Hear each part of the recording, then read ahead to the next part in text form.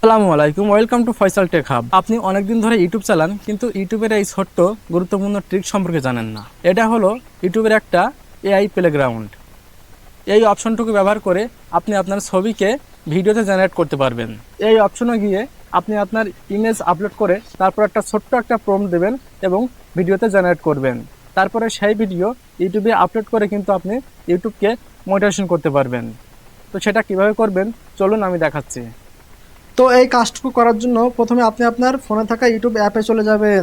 তারপরে ইউটিউবের নিচে প্লাস অপশনে ক্লিক করে দিবেন। তো আপনাদের সামনে এরকম একটা ইন্টারফেস দিবে। এখান থেকে ডান পাশে উপরে যে মেনুর মতো একটা আইকন আছে, এখানে ক্লিক করবেন। এখানে ক্লিক করার পরে আপনাদের সামনে এরকম একটা ইন্টারফেস দেবে। এখানে উপরে দেখেন তিনটা অপশন আছে, create music, photo to video, create video. তো আমাদের এখান থেকে ক্রিয়েট ভিডিওতে ক্লিক করতে হবে। তো ক্রিয়েট ভিডিওতে ক্লিক করার পর আমাদের সামনে এরকম একটা ইন্টারফেস দিবে। তো এখান থেকে নিচে যে অ্যাড ইমেজ আছে এখানে ক্লিক করব।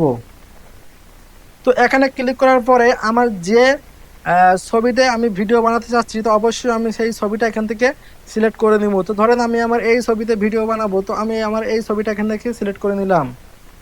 নেওয়ার পরে এখান থেকে জাস্ট নিচে যে কোনো একটা প্রম্পট আমাদের দিতে হবে। তো আমি এখানে এক্সাম্পল দিয়ে দিলাম। তো আমি এখানে প্রম্পট দিলাম মেক এ স্টাইলিশ ভিডিও। আপনারা অন্য কিছু দিতে পারেন। দেওয়ার পরে এখানে পাশে আমি অপশনে ক্লিক করে দিলাম। এখানে কিছুক্ষণ সময় নেবে ভিডিওটা জেনারেট করতে, ততক্ষণ পর্যন্ত আমাদের অপেক্ষা করতে হবে।